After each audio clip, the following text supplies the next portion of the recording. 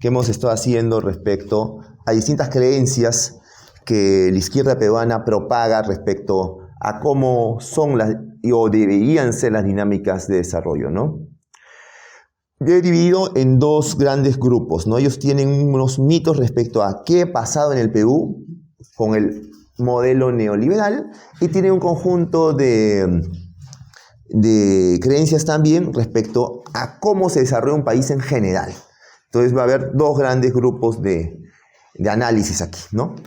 El primer mito de ellos es el modelo ha elevado la desigualdad. Todos hemos visto en un Twitter que este modelo que genera la desigualdad, etcétera, ¿no? Pero veamos qué dice la evidencia. En 1990 el coeficiente de Gini era 54 puntos y ha ido bajando de manera paulatina a alrededor de 43 puntos el coeficiente de Gini. El coeficiente de Gini es el indicador más utilizado para medir la desigualdad, ¿ya? Es una fórmula un poco complicada, pero va de 0 a 100, donde 100 es una sociedad absolutamente desigual, donde 1 tiene todo el dinero, y 0 es una donde no existe, todos ganan exactamente lo mismo, ¿no? Y entonces todos los países se rankean de 0 a 100. Perú es uno de los países menos desiguales de América Latina, aunque es más desigual que el promedio de países desarrollados. Otra manera en la que podemos ver los efectos del modelo sobre desigualdad es con qué ha pasado con los ingresos del 1% más rico. Ellos son los súper ricos, supuestamente.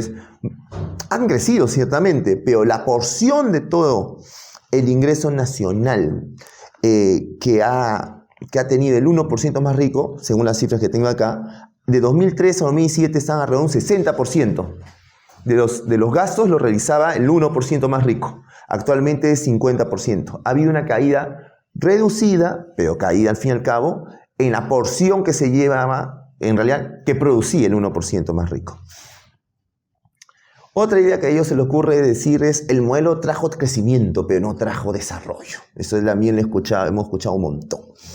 Veamos, hay maneras de ver si es que un país se ha desarrollado más que antes, ¿no? Está más allá inclusive de lo económico, ¿no?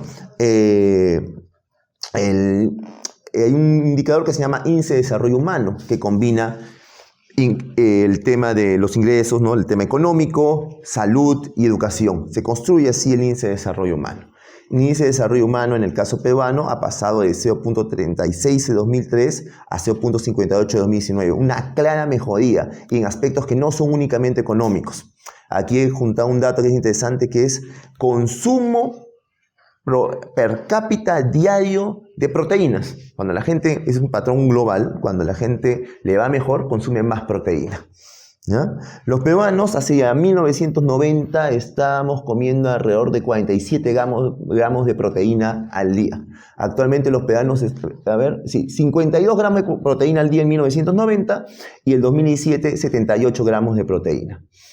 Perú, respecto a Brasil, Colombia, Venezuela, Ecuador, estaba en el cuarto puesto. Actualmente está segundo en ese ranking después de Brasil y hemos pasado a consumir más proteína que los colombianos, que los ecuatorianos y que los venezolanos. Entonces, inclusive en cosas que son claramente de bienestar personal, de salud, como el consumo de proteína, ha habido mejoras. No es simplemente que la gente ha tenido más papelitos llamados dinero en el bolsillo. Ha habido mejoras en su calidad de vida claramente identificables, ¿no? Otra cosa que le gusta decir es, pero eso de reducción a la pobreza es falsa porque solo mide el ingreso, no mide la calidad de vida de las personas. Entonces también existen indicadores para eso, indicadores para todo, ¿no? Se generó un indicador que se llama pobreza multidimensional. La pobreza multidimensional lo que mide no es cuánta plata ganas, así no, por ejemplo, como la pobreza monetaria. La pobreza multidimensional lo que mide es tu grado de escolaridad, si tienes algún sistema de salud, si tienes acceso al alumbrado eléctrico, si tienes procedencia de agua. Si tú tienes múltiples factores insatisfechos en estas características, o no tienes agua, o no tienes conexión con servicio eléctrico, si tu cocina es carbón, leña, queroseno, o sea, mide varias cuestiones de calidad de vida. Según eso, la pobreza en 2004 era 75.4%, los peruanos sean pobres. Y en cambio con la manera monetaria es 58%. Entonces dice, sí, teníamos más pobreza de la que se decía si comparamos multidimensional con monetaria. Y actualmente, y con la última cifra que veo, que es de 2019, la pobreza multidimensional le da 42% y la monetaria 20%. Entonces tú dices, pero bueno, o sea, hay el doble pobres de lo que realmente dicen los neoliberales. Pero es verdad, con esa manera de medir hay el doble de pobres. Pero cuando vemos cuánto cayó la pobreza a la manera multidimensional, ha caído 35 puntos, mientras que la otra manera cayó 28 puntos. O sea, la pobreza multidimensional ha caído más que la pobreza monetaria inclusive. Y en general van de la mano. Pues, la verdad es que cuando la gente tiene más dinero puede satisfacer más necesidades de ese tipo, ¿no? Ellos creen que es necesario que exista un programa estatal para satisfacer las necesidades de la gente, pero la verdad es que la mayoría, los peruanos satisfacen la mayor parte de sus necesidades mediante el esfuerzo personal, ¿no? Luego una cosa que les encanta decir es, el COVID nos mostró que el modelo no había mejorado nuestro sistema de salud. Eso se le escuchó, el COVID fue la muestra que el modelo estaba vacío, ¿no? He visto tantos tweets al respecto que le tengo una carga emocional a este tema. Veamos la expectativa de vida de los peruanos el 93. Era 67.9 años. Actualmente 76 años. E hice eso para todos los países de Sudamérica, ¿no? Todo lo que jugamos las eliminatorias, con eso hice el ranking. Y Perú ha sido... Y vi cuánto había mejorado en su expectativa de vida 93 frente al 2019, que es un buen indicador para ver cuánto mejoró la salud. Y Perú es el segundo país que más mejoró su expectativa de vida. El primero fue Bolivia y luego a Perú. ¿Por qué Bolivia ha sido el primero? Porque Bolivia está con 58 años de expectativa de vida en el 93. Ellos estaban muy abajo. Entonces basta con que cosas como vacunación, o sea, es muy simple mejorar tu calidad, tu expectativa de vida cuando el sistema de salud es tan catastrófico. O sea, basta con que la gente coma un poco más, basta con especialmente vacunación, con un poco de salud materno-infantil y mejoras muy rápido con poco esfuerzo. Pero después de Perú, de Bolivia, el que más ha mejorado ha sido Perú. Y no solamente eso, Perú estaba debajo de Colombia en expectativa de vida, ahora el empatado. Perú estaba por detrás de Brasil. Está igual que Brasil y ahora lo ha superado. Y lo que estoy viendo, por ejemplo, es, vamos a ver cuánto es el gasto en salud por persona. Perú gasta alrededor de unos $300 por persona en salud, mientras que Brasil gasta como $870 por persona en salud. Sin embargo, los peruanos viven un poco más que los brasileños, porque nuestro sistema, entre comillas, privatizó de salud, ¿no? Con el Hospital de Solidaridad, Doctor Luis Quito, Cristina González, todo ese sistema, ecosistema de salud, brinda los mismos resultados que el sistema brasileño, pero con un menor costo. Es más eficiente. No estamos hablando de una calidad de salud altísima, ¿no? Realmente la calidad de la salud en Perú es bastante mala si lo comparas con el primer mundo. Pero si hablamos de cómo mejoró Perú, es de los países que más ha mejorado su salud. Inclusive hay otro indicador que fue hecho por la revista The Lancet. The Lancet es la revista médica más pagada del mundo, es la mejor del planeta para publicaciones académicas. Ellos hicieron un análisis de 195 países y analizaron las tasas de recuperación de las personas enfermas de las 32 principales causas de muerte. Ahí analizaban, pues, qué tan bueno es este país para curarte esta enfermedad, con 32 enfermedades. Y así rankearon los sistemas de salud. Perú ha sido el país entre el 1990 y el 2016, ha sido el país de Latinoamérica que mejor incrementó la calidad de su sistema de salud, ¿ya? Con el malvado modelo neoliberal. El problema es que hemos empezado de muy abajo, muy abajo. Realmente la calidad del 1990 del sistema de salud y de tantas otras cosas era catastrófica. Entonces, a pesar de que hemos sido los que más han mejorado, todavía no estamos entre los primeros, porque realmente nuestro punto de inicio fue muy bajo, ¿no? Luego, entonces, ¿por qué se murió tanta gente con el COVID? Porque dicen que es por la desigualdad, dicen que es por la informalidad, dicen que es porque no teníamos un sistema de salud único. Hay un montón de explicaciones. Miguel Jaramillo y Cristian López Vargas, Jaramillo son los mejores economistas del Perú, hizo un análisis. Vamos a ver, ¿de qué depende que se muera la gente COVID? Sí, cuando tienes mejor sistema de salud, muere menos gente. Cuando tienes una población más joven, muere menos gente. Entonces hizo un modelo estadístico así. Entonces vamos a ver que predecía que también tú podrías contener el COVID en función de la característica de tu país. Informalidad, ingreso per cápita, estructura de salud, calidad del sistema de salud, edad promedio, etc. Encuentran que Perú es el país que está por encima de la norma. Es el país que debía haber muerto un 40% menos de gente por su sistema de salud informal. O sea, es el país que está más arriba de la curva de todos. ¿Ya? Eso es mala gestión. Se llama Martín Vizcarra, se llama Víctor Zamora. Esos son los culpables. ¿Ya? Se generó un indicador de desempeño del país. De que también, dado un sistema de salud, se trabajaron contra el COVID los gobiernos. Y Perú tiene el peor indicador del planeta. ¿Ya? Aquí, y hay que recordar que quienes han estado manejando la salud en el Perú durante el COVID han sido la izquierda. Fahy Matuk, Frente Amplio. Víctor Zamora también era jefe de la plan de salud de Verónica Mendoza. Macetti.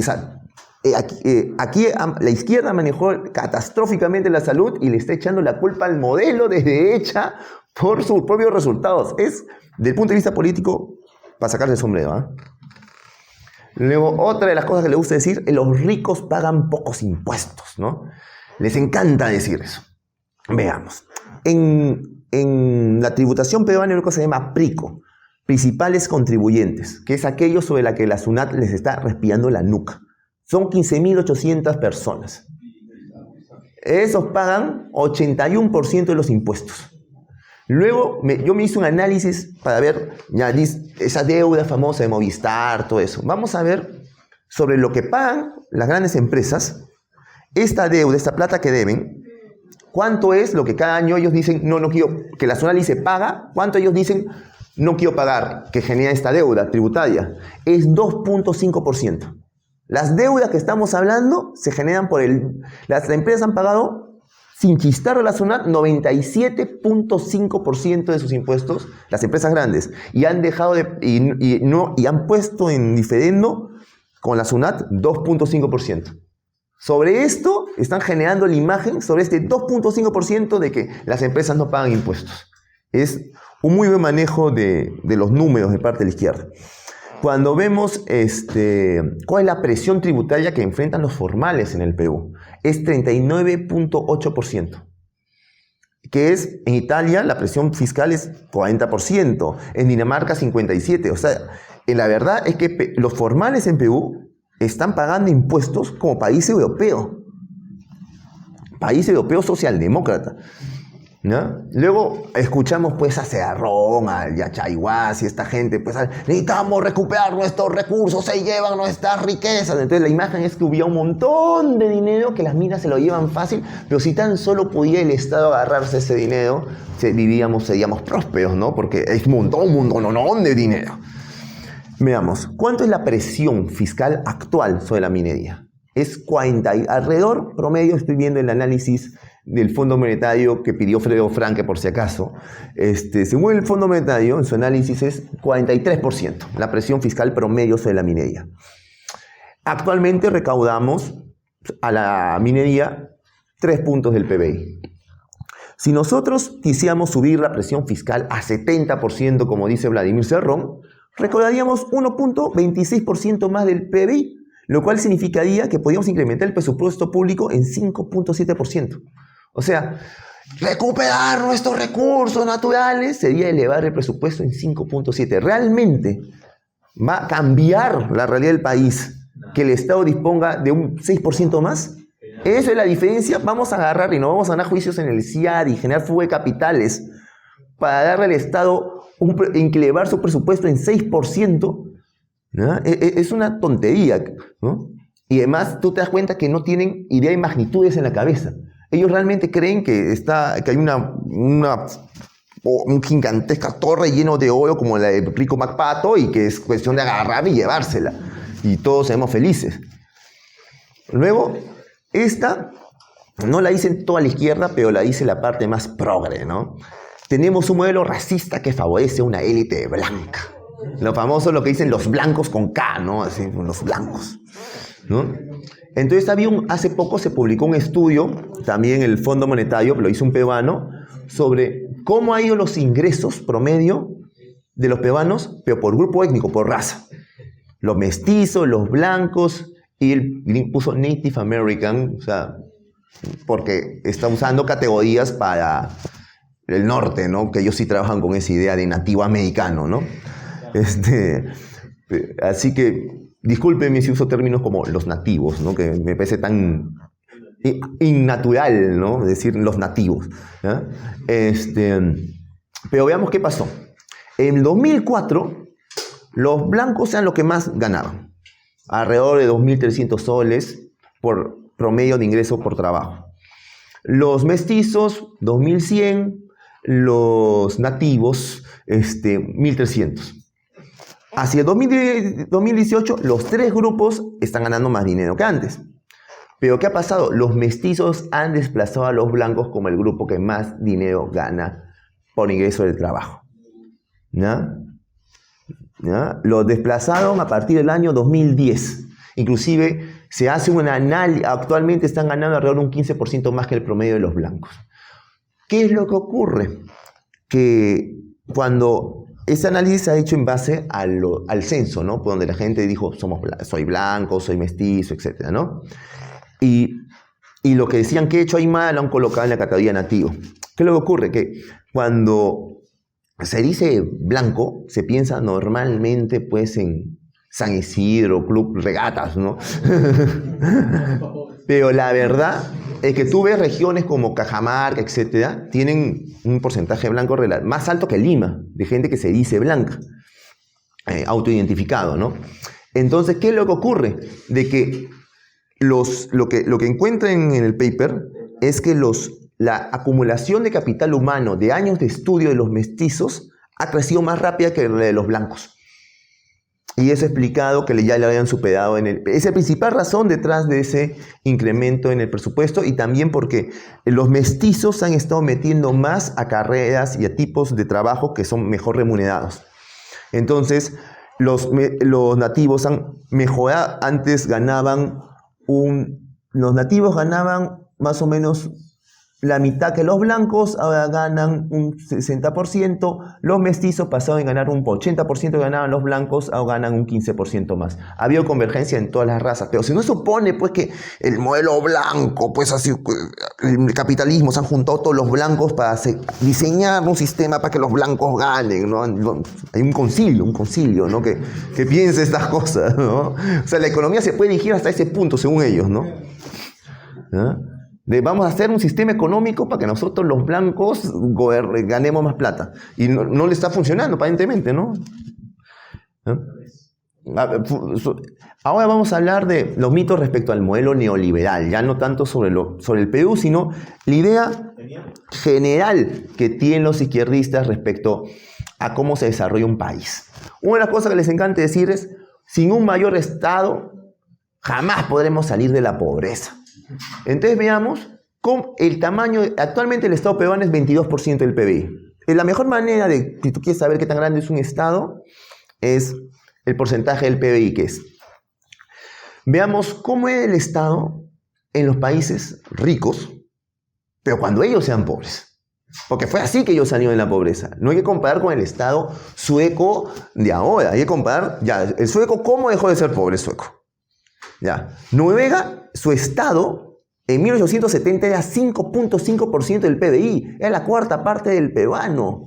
Dinamarca, 5.8%. El Reino Unido, 7.6%. Para el año 1900 había crecido algo el Estado. Noruega tenía 7.3%. Italia, 14%. Dinamarca, 5.4%. El Reino Unido, 8.2%. O sea, eran estados que eran la tercera o la cuarta parte del Estado actual. El tamaño, o sea, el Estado peruano, en comparación con el tamaño del Estado de los países ricos cuando eran pobres, es elefantiásico. Puede ser que se justifique decir es que necesitamos más Estado para luchar contra la pobreza, ya, para redistribuir. Ya, no discutamos sobre eso, pero si tú me dices que no puedo salir de la pobreza sin ganar el Estado, eso es falso. Porque la cantidad de ejemplos históricos es enorme, que demuestra que no es así.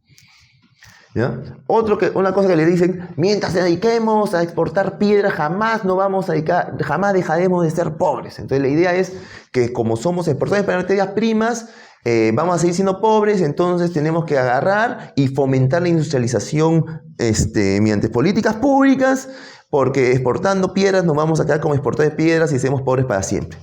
Veamos países como Australia, 71% de lo que exporta es materias primas. Noruega, 78%. Chile, que es más desarrollado que Perú, 87%. Canadá, 47%. O sea, sí es posible, y hay ejemplos de países que son primarios exportadores y que son países desarrollados. No es una condición que bloquea nuestro crecimiento y nuestro desarrollo, ser exportadores de materias primas. Podemos tener alta productividad en otras industrias y a su vez mejorar nuestras exportaciones de materias primas. No son contradictorias entre ellas, ¿no? Una cosa que también les gusta decir es: neoliberalismo fomenta la destrucción de la naturaleza. Eso les encanta, ¿no? Este modelo asesino de la naturaleza, ecocida, Greta Thunberg, esa clase de cosas. Entonces, veamos cuál es la relación entre libertad económica, que hay índice de libertad económica, y el índice de desempeño ambiental. Hay índice de todo. Entonces vamos a ver qué pasa. Los países, ¿qué es lo que vemos? Que los países económicamente más libres tienen mejor desempeño ambiental. ¿Por qué? Por el tema de los derechos de propiedad. La gente, cuando es dueña de algo, lo cuida, ¿no? Veamos el caso de un país que se ha hecho una destrucción ecológica gigantesca, la Unión Soviética. Antes, si uno ve un mapa del mundo de los 80s, inclusive los 90s, había un lago gigante en medio de la Unión Soviética que se llamaba el Mar Aral. Ya más o menos unas 4 veces el tamaño del lago Titicaca. El Mar Aral ha desaparecido. Se les ocurrió hacer unas represas gigantescas porque había un programa estatal gigantesco para expandir la frontera agrícola en medio del desierto. De resultado, se quedaron en el lago, el lago gigante, todo lo que había abajo.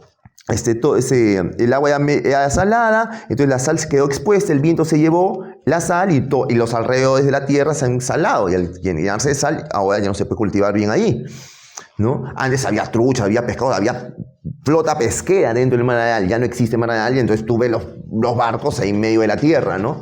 Entonces, los modelos soviéticos, estatistas, tienen a niveles de destrucción de naturaleza mucho más grandes. Veamos Petroperú en el gasoducto, veamos, inclusive aquí, lo que pasaba en Pasco en la época de Centromín. O sea, la contaminación que puede incurrir el Estado es mucho mayor, además porque no tiene activistas que lo fastidien.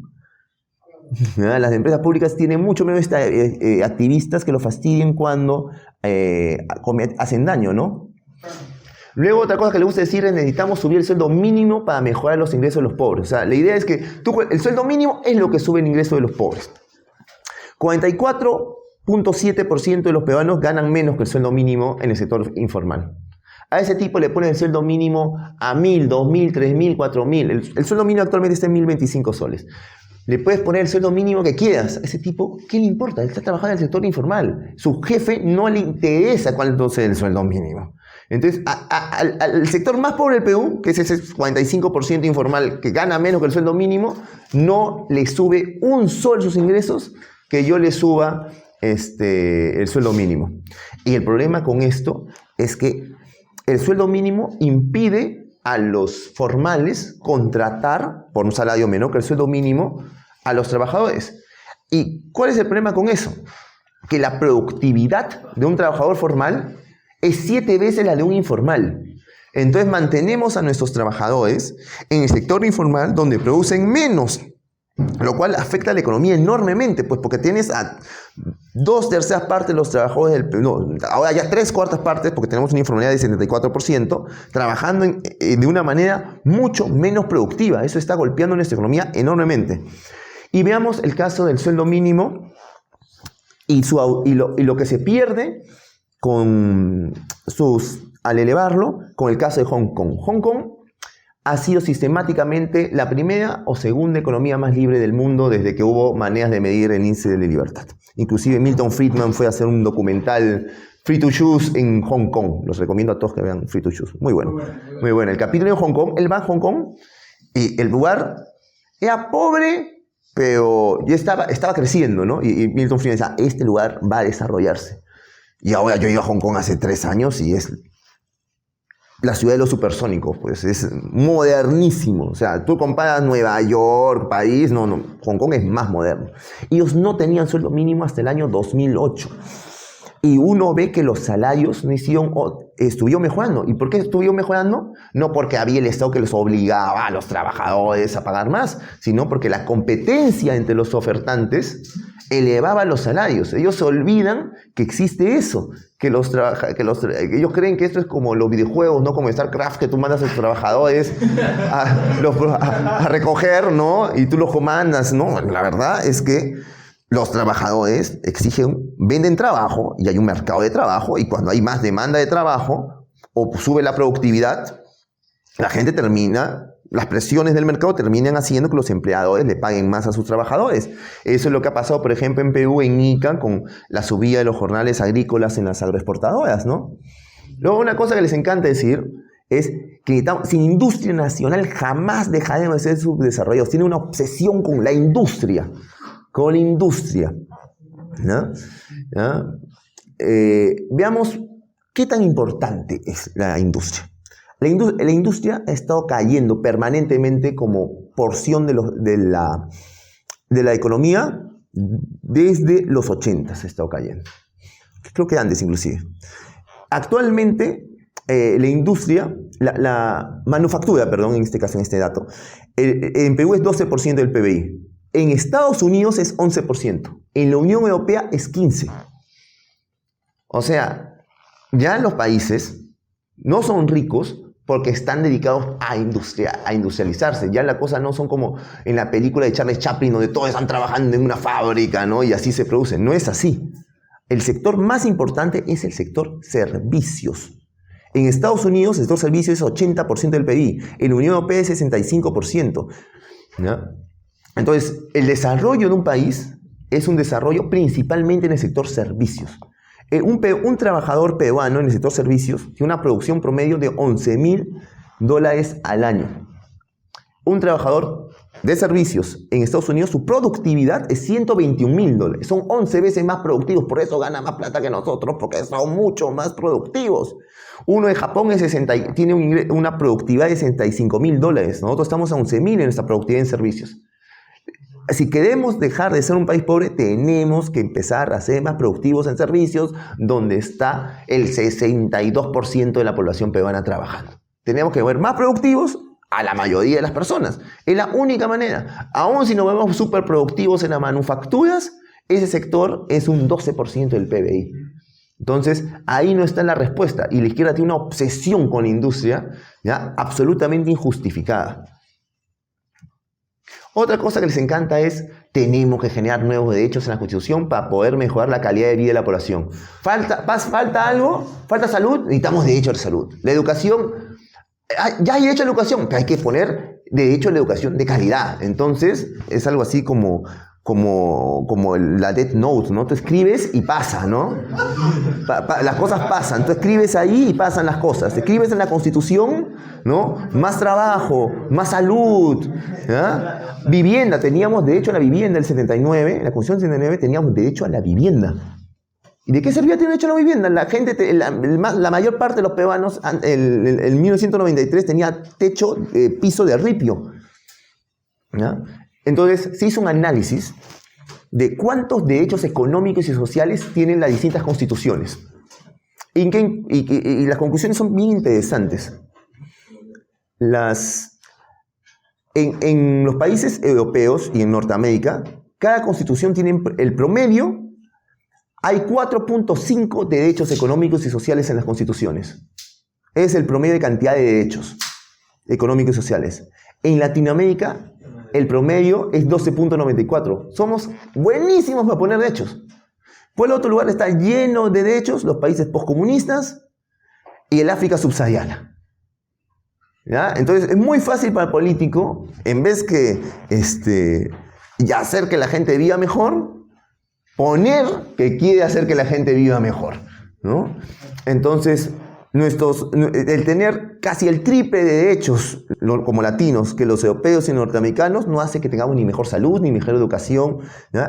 La relación es clarísima. Y cuando la izquierda sale a decir que falta X porque no tenemos el derecho a X, es una afirmación que no tiene ningún respaldo empírico, es simplemente una emoción que están expulsando por la boca.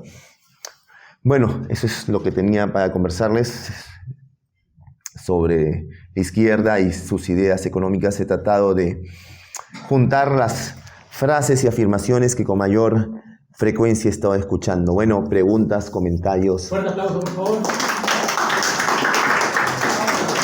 Dime. Quisiera saber cuál es tu opinión sobre, digamos, todos los indicadores, las mediciones, las estadísticas son tan claras, contundentes, elocuentes, sobre cómo se ha mejorado cada vez que ha habido más libertades. ¿Por qué la percepción generalizada es que el modelo no ha funcionado? Yo no me creo que sea todo un trabajo político de la izquierda, que creo que parcialmente lo es. Alguna vez escuché la tesis de que como tenemos una herencia del incanato y etcétera, sociedades más colectivistas, que no había un individuo, entonces estamos menos predispuestos a la cultura, digamos, de la libertad. No sé si esto influirá en, porque hay una percepción general, ¿no? El público menos informado, de que este modelo no funciona, y no siente o no percibe estos resultados que las estadísticas, los números y la realidad muestran. El problema no está tanto en lo que cree la población en general. Si se ha tomado una encuesta, por ejemplo, en Estados Unidos, la mayoría de gringos están a favor del control de precios. La cuestión más importante que la opinión pública en general es los consensos entre las élites. ¿Ya? La mayoría de la población son personas que tienen que pagar sus cuentas, tienen que vivir su vida. Entonces no le dedican tanto tiempo a si el banco se trata de independiente, si la Constitución tendrá una cláusula de no expropiación. Es principalmente un tema. Entonces la cuestión es ¿por qué las élites no han llegado a ese contexto generalmente? ¿Por qué existe esa postura estatista en América Latina? Ya existe un montón de estudios al respecto, un montón de teorías al respecto. ¿Ya? Algunos le echan la culpa a que hemos sido colonizados por los españoles, otros hablan de que Nos robaron mucho el oro. nos robaron. En realidad es interesante porque cuando nosotros nos independizamos, teníamos un ingreso per cápita que era 70% del de España. O sea, no estábamos tan atrás. España es un lugar bien pobre. ¿Ya? Sí, se llevaron el oro, sí, lo desperdiciaron, pero la verdad es que eso no hubiera hecho la diferencia. Si se quedaba todo el oro aquí, no hubiera hecho la diferencia. Porque la diferencia con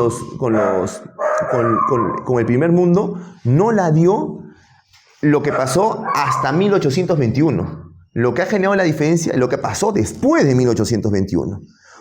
¿Ya? Eso es lo que ha hecho la diferencia. Han sido nuestros propios errores. Tú ves, nosotros teníamos un ingreso per cápita que era más o menos la mitad del de Estados Unidos cuando nos independizamos. Ahora ya quisiéramos tener la mitad de lo que ganan los Estados Unidos.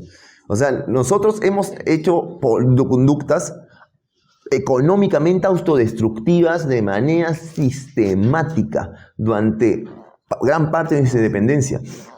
Y eso es lo que nos ha mantenido pobres. También, sobre por qué la gente no cree en la evidencia, hay un paper muy bueno que se llama Folk Economics, donde analizan que el instinto humano es a creerse cosas populistas. Es nuestro instinto. El instinto humano, inclusive quizás con bebés, con niños chiquitos, el niño que modifica un poco el juguete dice, el juguete es mío. ¿Qué le ocurre? Que asociamos la transformación con la creación de valor de manera instintiva. Y eso fomenta la teoría del valor trabajo. Entonces hay varias de ese tipo de cosas. O sea, por ejemplo, cuando había intercambios entre grupos humanos, así, en la época de clanes no civilizados, el clan más fuerte podía, a la hora de intercambiar, podían decir, sí, dame tus cosas, y además te golpeaba y se llevaba todo. Entonces, siempre tenemos miedo a entrar en relaciones de intercambio, no miedo, sospecha, con grupos que son más grandes, más fuertes, porque antes podían agredirnos y robarnos las cosas. Entonces, las empresas grandes, el intercambio impersonal, nos genera recelo. Entonces, pero como eso hay 15 motivos de tipo instintivo que por el cual el libre mercado genera suspicacia de manera natural. El creer estar a favor del libre mercado es innatural. Requiere un entrenamiento, requiere estar leyéndose un montón de... quemarse las pestañas leyendo libros. En cambio, para creerte cosas populistas, pucha, 2 panfletos, 3 videos de YouTube y ya estás listo. ¿No? Claro. ¿No? Entonces también tienen esa ventaja, ¿no? Que el instinto juega a favor de ellos. Quizás eso se podría modificar y que haga un match entre la realidad y la percepción, que ellos sientan y sepan que estamos avanzando en ese camino, podría ser mucho más... No, hay que hacer un esfuerzo comunicacional enorme, pues. Cultural. Enorme. ¿Alguna otra Preguntas, muchachos. comentario? Dime. Si entonces es natural que se conduzca el populismo, entonces, ¿cómo que los países europeos llegaron a esos sistemas? Creo que dijo Milton Friedman esto, ¿no? Que el capitalismo no existe. La gente jamás podría decir que la gente jamás podría poder el capitalismo si no fuera porque funciona. O sea, al final se termina generando consensos entre las élites respecto a que no hay que expropiar. Por ejemplo, en Perú hubo un consenso para que Velarde se quede en el BCR. Entonces se comienzan a estructurar consensos de distintos tipos entre las élites que independientemente de quién gane, se van a mover solamente dentro de un rango dentro del cual la conducta predatoria del Estado está relativamente contenida. ¿No? Entonces es un proceso paulatino de avances y además se sostiene en sus resultados, en que las élites y quienes económica, comunicacional, etcétera, considere que no hay que amenazar ciertos pilares básicos sobre los que depende su prosperidad como grupo, ¿no? Por ejemplo, en Argentina no existe el consenso acerca de que el Banco Central tiene que ser una institución independiente, técnicamente calificada y por eso tiene inflación de manera permanente. Nosotros sí tenemos algún consenso, hemos avanzado en el consenso monetario, pero por ejemplo hay otras cosas, por ejemplo en empresas públicas como Petroperú, en las que no hemos arribado a consensos positivos, ¿no? Es un proceso muy paulatino, demora décadas. Y también depende de que se pueda construir camisas de fuerza. Por ejemplo, Perú usa pues un conjunto de camisas de fuerza. Por ejemplo, ya no puede venir un gobierno proteccionista, porque tenemos acuerdos comerciales con el 90% de nuestras exportaciones, y si nosotros agarramos y nos ponemos proteccionistas, nos ganamos juicios internacionales, bloqueos horrendos. O sea, sería suicida para un gobernante romper los TLCs. Entonces nos hemos colocado esa camisa de fuerza positiva. Y los tratados de libre comercio también tienen acuerdos, por ejemplo, de protección de inversiones que nos llevan a juzgados internacionales y expropiamos, cosas así. Eso también coloca otra camisa de fuerza. Entonces, también está en el trabajo de largo plazo de ir colocándole camisas de fuerza institucionales al Estado y a los políticos, ¿no? Es otra manera como se puede ir avanzando de a pocos. Yo sé que no soy lo suficientemente radical, muy gradualista para algunos. Mirko me está mirando mal. Camilo es casi perfecto. Me dice que soy un infiltrado caviar. Otra pregunta, muchachos. Por acá. Dime. Bueno, un comentario y dos comentarios. No, el primero es con respecto al análisis que usted estaba realizando con los derechos, la cantidad de derechos que estipula la Constitución. El profesor Antonio Canova el año pasado sacó un paper donde demostró que estudió todas las constituciones, bueno, casi todas, muchas constituciones, y determinó que aquellas constituciones más largas son de aquellos países precisamente más pobres, y las constituciones más cortas son de aquellos países del primer mundo, viendo una correlación negativa entre mientras más grande sea la cantidad de leyes que se emitan en un país, entonces más pobre es. Lo pueden leer en público. El segundo comentario me hizo bastante ruido eso que usted comentó con respecto al que es instintivo en el ser humano tender hacia el populismo, ¿no? Yo creería más que es las circunstancias del entorno que nos llevan, que al final son nos brindan la información en la base de la cual tomamos decisiones y sustentan nuestras creencias. Yo diría más que es el sistema del entorno que determinan ciertas creencias que son negativas, pero que están allí. Que más que el ser humano es instintivo hacia cierto tipo de actividades o tendencias ideológicas, por decirlo de alguna manera. Ve que ahí entramos en el famoso debate cultura o genes, ¿no? Pero la verdad es que debe estar en un punto intermedio. Son las dos cosas. Hay un componente natural y hay un componente de crianza, de cultura y de socialización, eso sin duda, porque si no, no podríamos ver que hay países que la gente ya muy populista que luego deja de serlo, ¿no? Cuando genéticamente se ha mantenido. Claro, pero si usted se pone a analizar los cambios que en la historia de la humanidad siempre han sucedido por cambios de creencia. Y como bien usted dijo que con eso sí estoy de acuerdo, esos cambios de creencia han ocurrido primero en la élite intelectual y después en el pueblo, porque ningún movimiento ningún cambio histórico en ningún pueblo se ha realizado por movimientos populares en el pueblo, sino por la élite intelectual. Pero es precisamente por cambios de creencia. No es por... bueno, eso debate, creo que me estoy desviando el tema, podemos tenerlo. No, pero hay una cosa inclusive en apoyo a lo que tú dices. Dado que no podemos cambiar la naturaleza humana independientemente de cómo sea, tenemos que dar la lucha por las ideas, porque es lo único que podemos cambiar. Claro. Es ahí donde tenemos que hacer el énfasis. Independientemente de si la naturaleza afecta de un sentido o el otro, es algo sobre lo cual no podemos hacer nada. Entonces, nuestro foco debe estar en la lucha de ideas, por eso. Porque el otro es inmutable. Bueno, dice que aparte de la cultura también incluiría también la religión, también lo habló McClure en el estudio del capitalismo, y también hicieron una estadística donde los países que eran más protestantes, eran más a trabajar, eran más ricos que los que eran católicos. No, claro, existe esa idea, pero es que no me gustan las ideas donde que nos condenan un poco fatalista el tema del catolicismo, ¿no? Pero veamos el caso Irlanda. Irlanda, tú agarras Irlanda 1950, país pobre. Los ingleses se burlaban de lo pobres que eran los irlandeses. A mediados del siglo XIX hubo una hambruna tan grande que se murió de hambre la cuarta parte del país y otro tercio del país se fugó porque hubo una infección de la papa y la gente se moría de hambre. Literalmente se estaban muriendo de hambre, por eso fugaron por todo el mundo los irlandeses. Se considera que un país ultracatólico Irlanda, ultracatólico, y sigue siendo un país muy católico. Hicieron reformas económicas liberales a partir de los años 60, se habló de ellos como el tigre celta, y actualmente ganan más que los ingleses, que son los que empezaron con el protestantismo. Entonces, inclusive esas sociedades católicas pueden girar hacia posturas de libre mercado, claramente. O sea, el índice de libertad económica de Irlanda es más alto que el del Reino Unido.